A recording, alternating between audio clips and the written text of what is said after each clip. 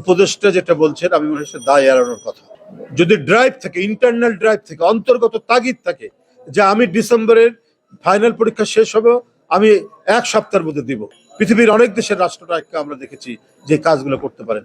এই ধরনের ওনারা তো কত আগস্টে হয়েছে, শপথ নিয়েছে, তো এর মধ্যে এটা সারা গেল না কেন?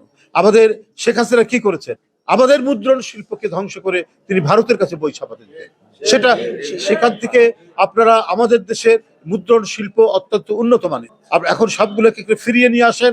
তাদের উপর দায়িত্ব থাকতো যে আপনারা আমাদেরকে নভেম্বরের 15 তারিখের মধ্যে নতুন সব বই দিবেন। এইটা আমি মনে করি ঠিক না।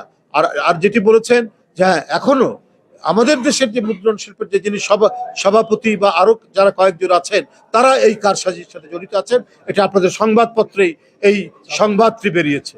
আমি সেখান থেকেই উদ্ধৃতি দিয়ে আপনাদেরকে বললাম যে দোসররা প্রতি পদে পদে অন্তর্বর্তীকালীন সরকারকে তারা বাধাগ্রস্ত করবে এবং সুচারুভাবে রাষ্ট্র পরিচালনার ক্ষেত্রে তারা নানাভাবে বিঘ্ন তৈরি করবে। কারণ তাদের কাছে প্রচুর টাকা আছে, তাদের কাছে নানা ধরনের মেকানিজম আছে যেইটা দিয়ে এই সরকারের উপর মানে সমালোচনা করা যায়। কিন্তু সরকারকে তো আরো সতর্ক, সরকারকে আরো আর্টিকুলেট হয়ে এই সমস্ত জিনিসগুলোকে প্রতিহত করেই আজকে মানুষ যেটাতে স্বস্তি পায়, মানুষ যেখানে মানে লাভবান হবে, সেই কাজটা তো তাদের করতে হবে।